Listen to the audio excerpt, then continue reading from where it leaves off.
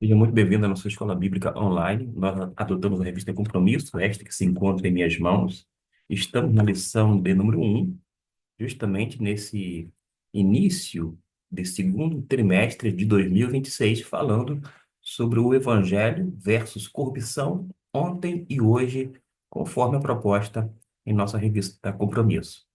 Eu já fiz um vídeo de uma forma específica sobre a introdução, um outro vídeo sobre os dois primeiros tópicos, que são os desafios da grande cidade e também a necessária mensagem a ser pregada. Este vídeo, em relação à lição de número um, é o último, que vai abordar a degradação da grande metrópole, a resposta da fé e fechando com a conclusão. Vamos então para o terceiro tópico da nossa lição: a degradação da grande metrópole. Nada disso impediu Paulo, porém, de cumprir a sua missão. Ele compreendia que precisava falar sobre a justiça e a ira divinas à população escravizada de Roma, não para aqueles que possuíam sua liberdade física restrita, mas para os que se encontravam cegos pelas trevas do pecado. Nós sabemos perfeitamente que houve um período de escravidão no Brasil, e inclusive a chamada escravidão moderna. Essa escravidão moderna é o trabalho análogo à escravidão, porque vai se referir a situações em que pessoas são forçadas a trabalhar sob coação, fraude ou violência, sem poder deixar o local devido às dívidas, ameaças ou retenção de documentos. Agora, acontece que a pior escravidão, por mais que esta, que foi descrita como um trabalho análogo à escravidão, ainda seja repugnante, algo que mostra a degradação do ser humano em pleno século XXI, sem dúvida alguma, a pior escravidão é a que se refere a esse quesito espiritual. Nós sabemos perfeitamente que na Bíblia fala sobre uma situação muito ruim, triste, que é a possessão demoníaca. A possessão demoníaca é justamente quando o demônio, ou mais de um, acaba tendo o controle da mente do indivíduo e o torna cativo. Ele domina por completo. Mas acontece que quando a gente estuda a demonologia, que é o estudo sobre os demônios, nós vamos observar que há pelo menos alguns estágios que a gente acaba identificando em algumas situações. A primeira delas é a possessão demoníaca, que comumente é conhecida por conta desta figura que é empregada nas Escrituras, mas temos também a opressão demoníaca, obsessão demoníaca e a sujeição demoníaca. Eu quero falar sobre esta última que eu mencionei, a sujeição demoníaca. A Bíblia diz que, de uma certa forma, todos nós, seres humanos, já estivemos, ou, de acordo com cada pessoa, está sujeito a Satanás.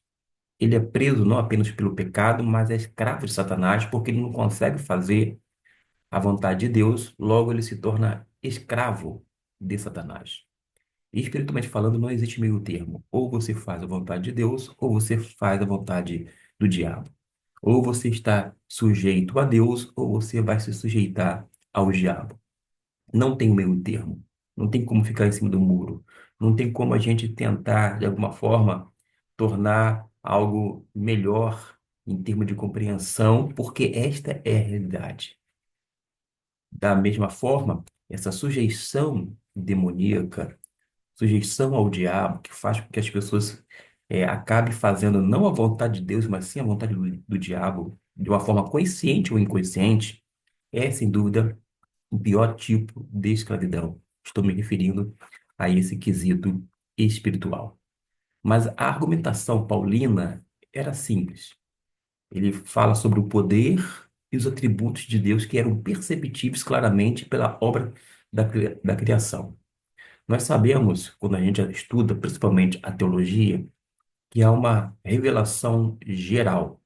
Através da revelação geral, por meio da natureza, o homem ele pode ter aquela percepção de que existe um Criador, tem alguém por detrás dessa natureza.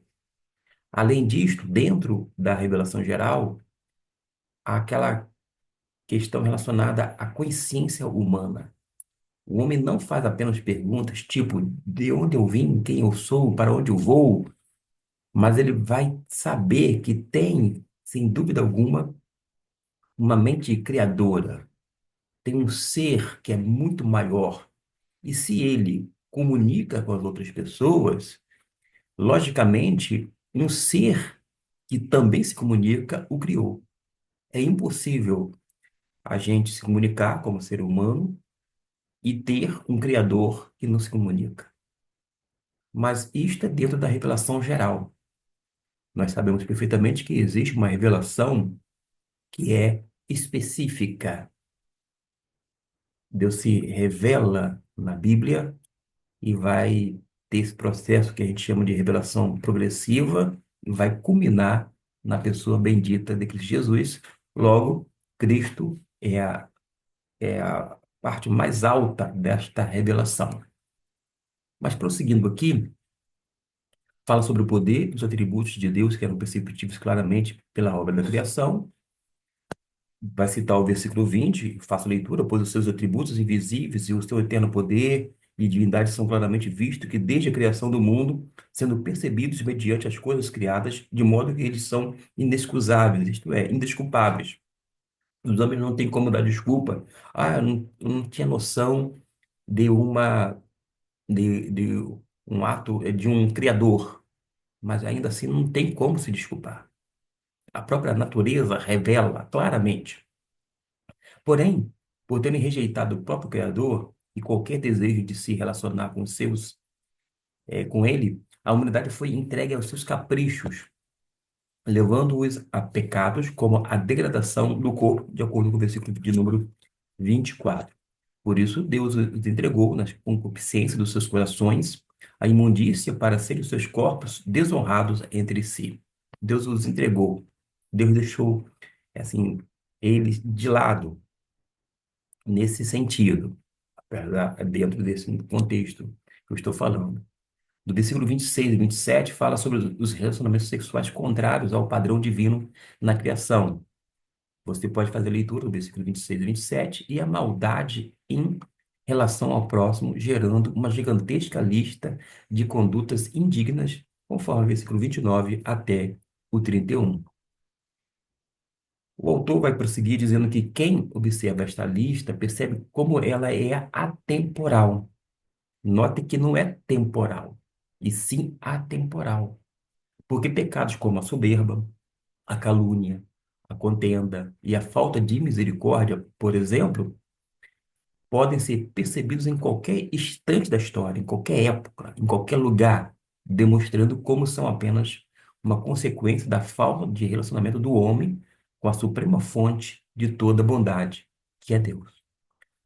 A falta de Deus ou esse afastamento de Deus faz com que os homens cometam todas essas coisas e até mesmo mais coisas que não estão descritas nessa lista, porque o homem não tem parâmetro. Inclusive, é interessante quando a gente vai para o Evangelho de Mateus e observa aquele sermão da montanha, o sermão do monte, melhor dizendo, porque mostra a questão ética. Deus, através da pessoa de Jesus, vai colocar um padrão ético em relação ao reino de Deus acima. Ele não vai nivelar por baixo, de modo que a gente aprende a questão ética, moral, a partir de Cristo Jesus, que é, sem dúvida alguma, um trecho extraordinário quando fala sobre o Sermão do Monte, que tem que ser entendido, lido antes de tudo, entendido e internalizado, praticado. Não é difícil identificar vários comportamentos listados nos versículos 29 até o 31 na sociedade em que vivemos. O autor começa a fazer um paralelo e, desta forma, a comparação com o tempo atual.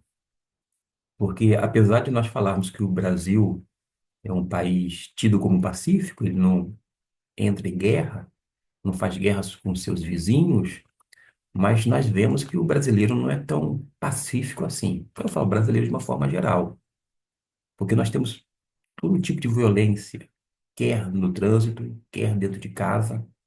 As pessoas fazem gestos ofensivos, obscenos no trânsito, palavrões, xingamentos e chegam às vias de fato, quando não culmina com morte por conta de violência no trânsito, nas ruas, nas empresas, até o local de trabalho.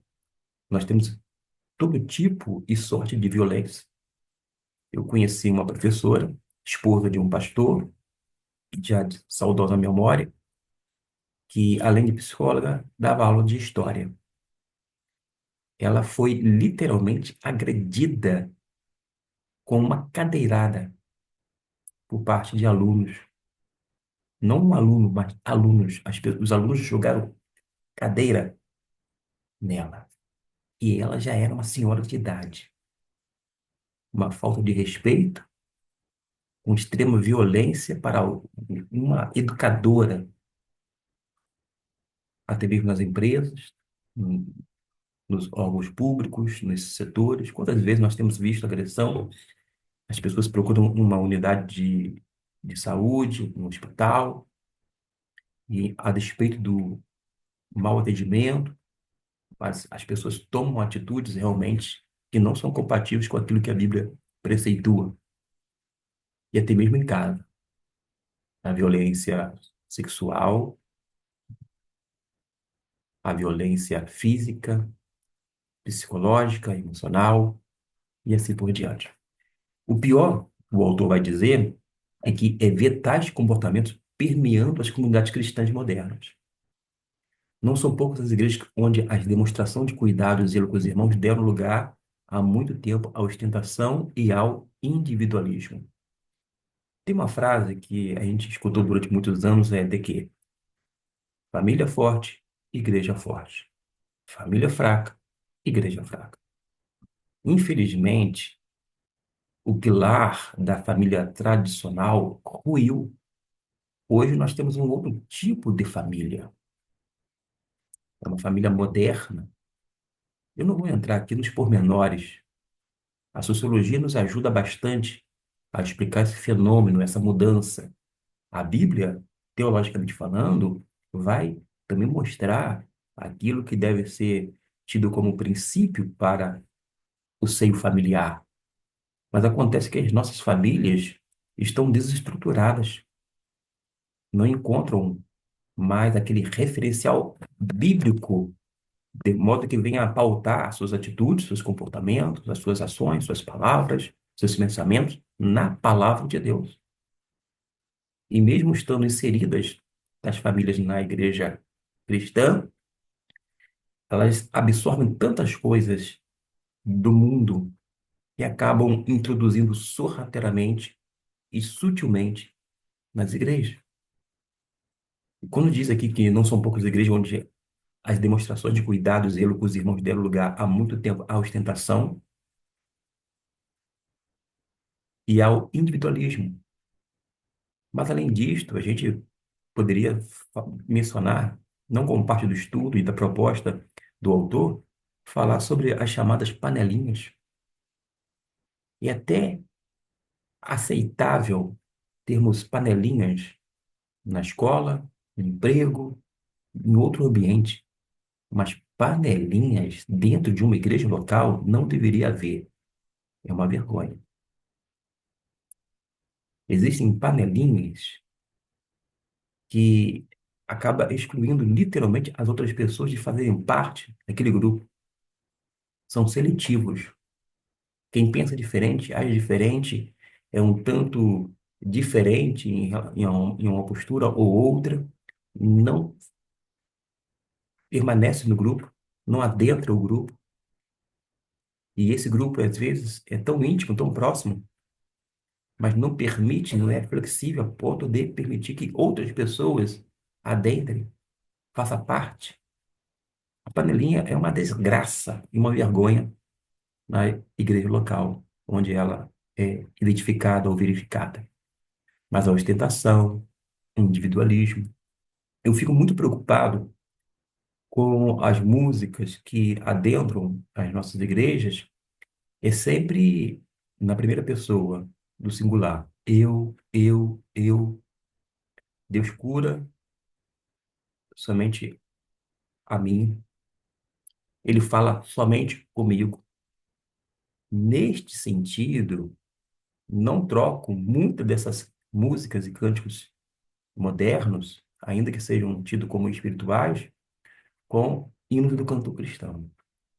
É sempre a terceira pessoa do plural. Vamos nós louvar a Deus. Vamos. Temos por lutas passadas, temos umas terríveis cruéis, mas o Senhor tem livrado delas seus servos fiéis. É sempre a questão coletiva, comunitária. Alguém vai dizer assim: ah, mas os salmos é na primeira pessoa, porque o salmista ele está falando de si. É verdade, eram canções. Mas o espírito da época, vou dizer assim, esse individualismo é uma desgraça, é nocivo para as nossas igrejas. O autor vai dizer que se você for a uma assembleia ou reunião deliberativa, não são poucas as instâncias em que, que Romanos, conforme o capítulo 1, versículo 29 e 31, se faz tão aparente. São sintomas de uma igreja que abandonou o foco da sua missão na terra, de ser sal e luz, fazer a missão, a diferença, melhor dizendo, na sociedade. A igreja, hoje, ela quer ser sal dentro do saleiro. Fica literalmente entre quatro paredes. Os eventos, ainda que não sejam feitos na própria igreja, é feita só para eles, por eles, para eles. Missões, evangelismo, ação social que vai além dos muros da igreja, em algumas comunidades, são inexistentes. Mas como sal da terra, luz no mundo, a igreja precisa fazer, sem dúvida alguma, essa diferença. Vamos para o quarto tópico e último, que fala sobre a resposta da fé. Para se livrar dos grilhões do pecado, da maldade, Paulo apresenta uma solução simples: a vida segundo a fé. A citação de Paulo ao texto de Abacuque 2:4 encontra a profunda ressonância entre a profecia direcionada ao povo de Judá e a situação do povo romano à época de Paulo. As mazelas que permearam ambas as culturas são oriundas de um relacionamento afastado de Deus e próximo dos ídolos. Aqueles que viviam e vivem pela fé em Deus, no entanto, se relacionavam com alguém que não podiam ver com os olhos, nem pegar com as mãos, mas podiam sentir seu poder transformador em seus corações. Quando se fala aqui em relacionamento, uma coisa é o relacionamento com os ídolos, com essas deidades e etc e tal. Outra coisa é relacionar-se com o Deus vivo. Cristo, por exemplo, é a imagem do Deus vivo. Em outras palavras, ele é o retrato de Deus. Se você vivesse naquela época, na época em que Cristo estava aqui na Terra, aquele que veio ao mundo cheio de graça e de verdade, ou quisesse ver Deus, bastava olhar para ele. Porque quem olhava para Jesus via automaticamente Deus. Deus na pessoa de Jesus. Jesus é a imagem do Deus invisível. A palavra que nós temos no grego é ícone, a ideia de gravura. Hoje eu poderia dizer que é o retrato de Deus. É o retrato de um Deus invisível. A gente vê Deus agindo na vida de Jesus, as ações de Jesus são ações divinas.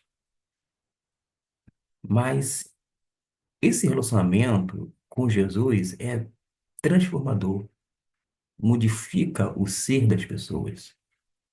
Há de moldar a mente e trabalhar adequadamente o coração, deixando-o em ordem.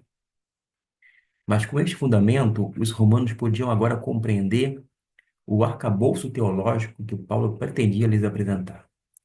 Quando se fala sobre esse arcabouço teológico, meus irmãos, a carta de Paulo aos Romanos é um verdadeiro tesouro teológico, é um tratado teológico. Embora seja designada como uma epístola ou carta, mas teologicamente é muito rico, é impregnado de teologia. E ele apresenta para a igreja em Roma. Mas ele tinha um paradigma. Seu novo paradigma religioso deveria ser pautado na fé em Jesus.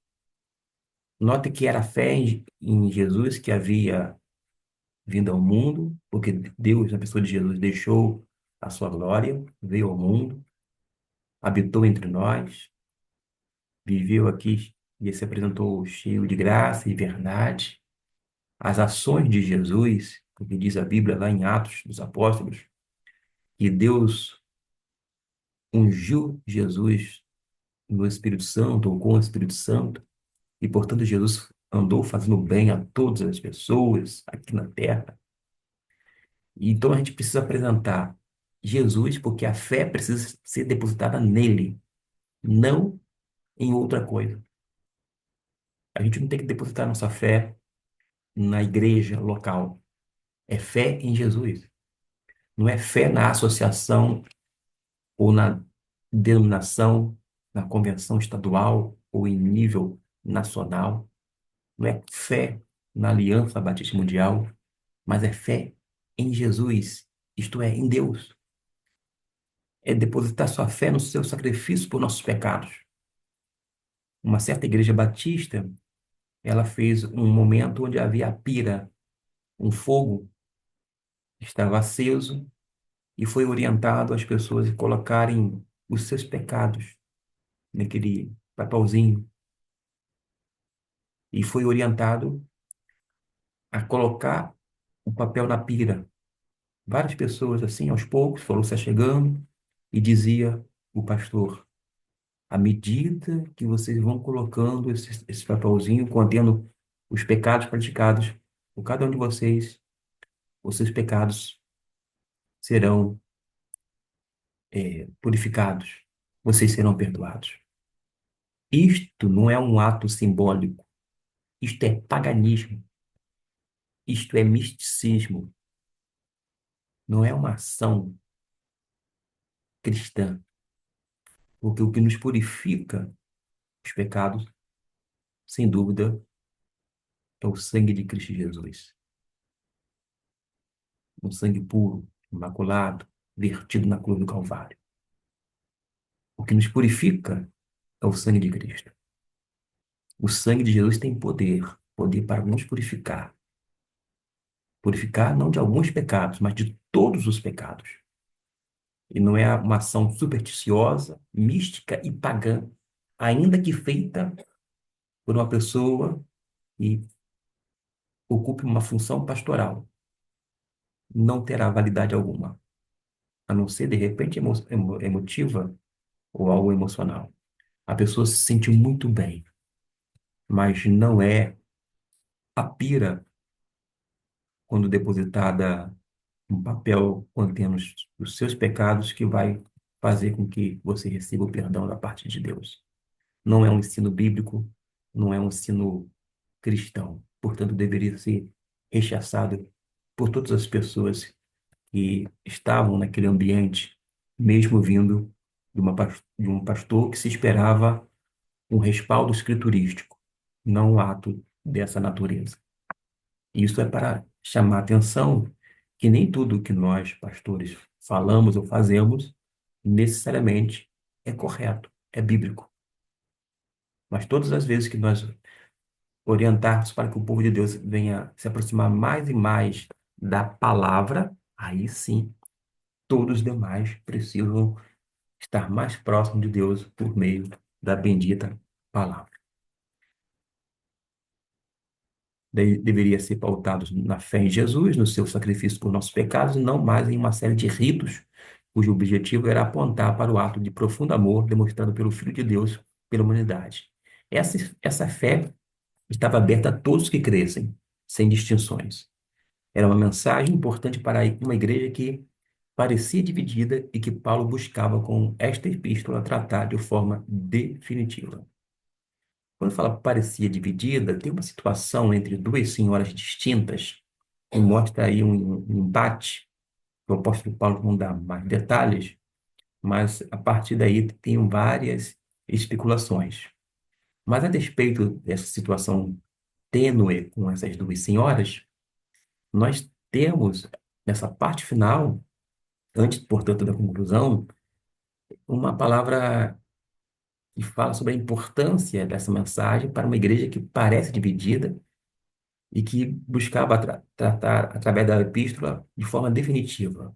Porque se definitivamente nós nos voltarmos para a Bíblia, nós teremos condições de ter uma direção segura, tomar decisões realmente pautadas na palavra dele.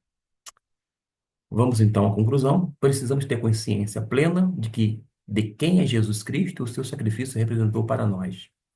Muitos rejeitam a teologia por achá-la estéril e complexa, mas é por meio dela que aprendemos as verdades eternas que embasam nossa fé e nos dão raízes espirituais sólidas para não sermos carregados por vento de doutrina. Uma palavra aqui rápida.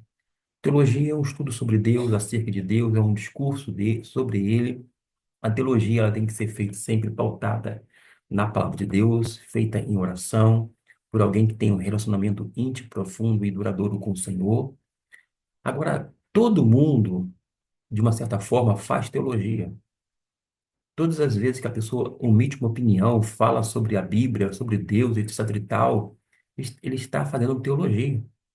Acontece que tem muita teologia ruim, teologia que não presta. E as pessoas precisam distinguir a verdadeira teologia pautada na palavra de Deus, cuja mensagem é extraída dela, e a teologia que as pessoas fazem, falando sobre Deus, mas em meio a essas falas, mencionando muitas asneiras, muitas bobagens, coisas realmente que não fazem jus à palavra de Deus, portanto não são coerentes. Mas a verdadeira teologia, ela existe, está fundamentada nas Escrituras.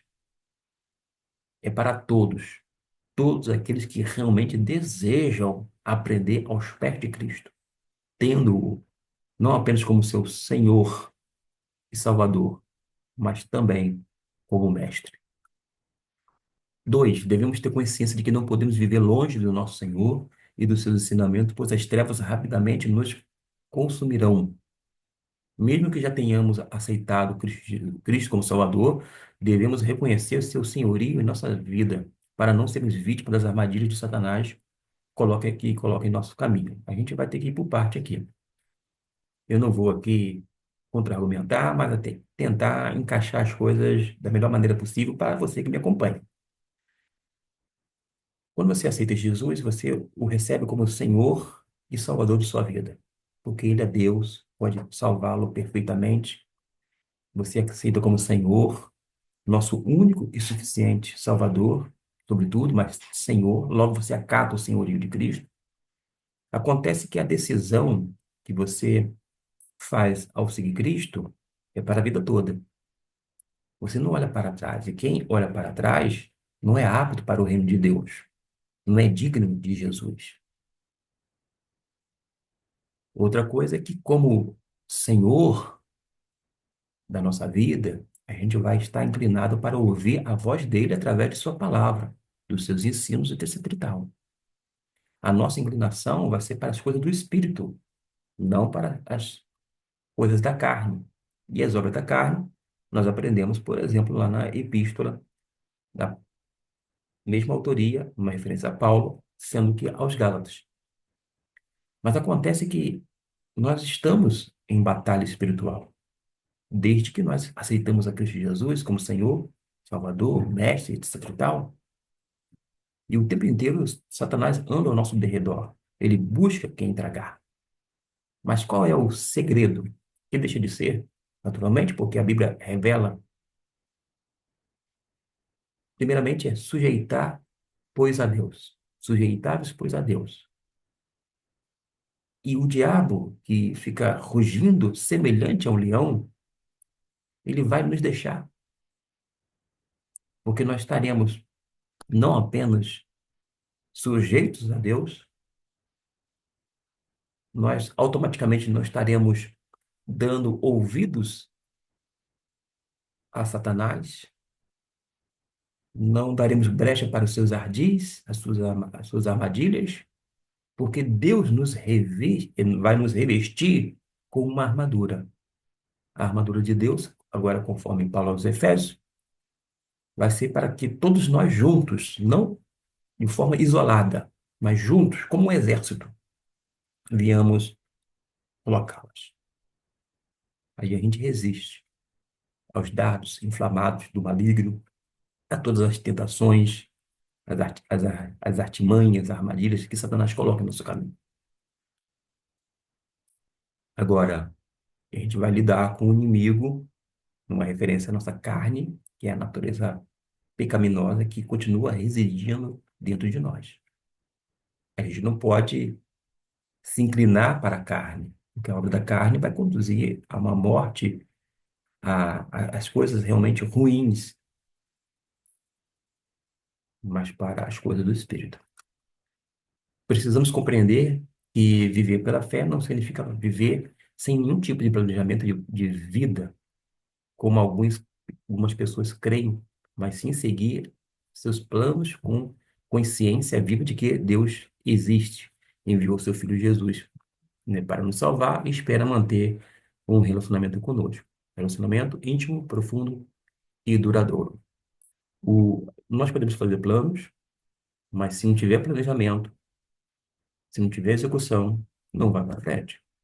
Se você começa a construir, você tem que ver o tipo de terreno onde você vai fazer a fundação, que é o alicerce.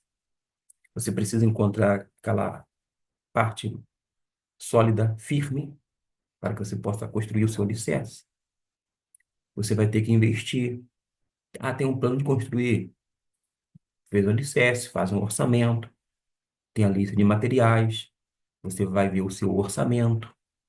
Se você vai construir com suas próprias mãos ou vai pagar alguém, você precisa ter noção da mão de obra, dos materiais. Você tem planos, mas você vai planejar e, por sua vez, vai executar. Na vida cristã não é diferente. Nada é feito de uma forma, é, tipo, no improviso. Você não pode empurrar com a barriga e achar que vai ter um resultado satisfatório. Tem que ter planos, sim, e a partir desses planos, fazer um planejamento, executá-los e etc. e tal. Somente assim conseguimos sem viver o evangelho sem medo ou vergonha do que possa acontecer conosco. E hoje temos a mesma corrupção, mas temos também a mesma verdade. Assim como Paulo, precisamos ser fiéis à verdade do evangelho, pois o evangelho é a resposta que o mundo precisou na época de Paulo em Roma e precisa hoje também. Vou deixar aqui projetado a atividade Virtude vivendo fidelidade em meio à corrupção. Número um, missão durante a semana. Qual é? Estar atento aos movimentos em que você será confrontado por valores contrários ao Evangelho, seja injustiça, vaidade, desrespeito e egoísmo. Dois, você vai registrar o seguinte: onde você viu Roma, entre aspas, esta semana? Descrever uma situação ou um ambiente que refletia valores corrompidos. Às vezes pode ser na sua própria casa, na sua própria vida. Às vezes a gente espera ver esses valores corrompidos na casa do vizinho, na vida dos outros, mas às vezes está bem próximo da gente. Resposta: como respondeu com fidelidade à fé? E explicar como foi a sua atitude, decisão ou reação. Quatro, reflexão: o que aprendeu sobre permanecer firme? Essa reflexão sobre os desafios e recompensa de ser fiel. E escolher alguém para compartilhar este desafio. Seu testemunho pode inspirar outros a permanecerem firmes. Ficamos por aqui.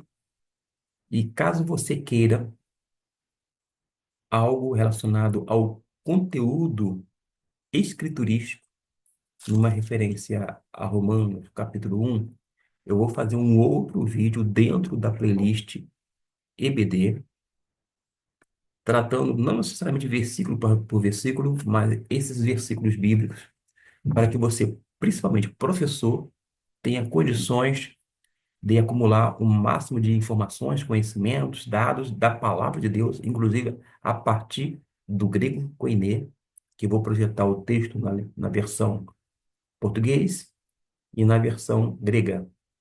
E vou trabalhar e tecer vários apontamentos a fim de ajudar. E quem sabe você, aluno, também se interesse em ver algo somente pautado na palavra de Deus. Neste caso, não seria um comentário da revista, mas um comentário do texto bíblico, que é justamente a nossa proposta de EBD. Porque a Escola Bíblica Dominical é justamente estudar a Bíblia Sagrada. Que Deus possa lhe abençoar rica e abundantemente a sua vida. Até o nosso próximo vídeo. Na medida do possível, compartilhe os nossos vídeos,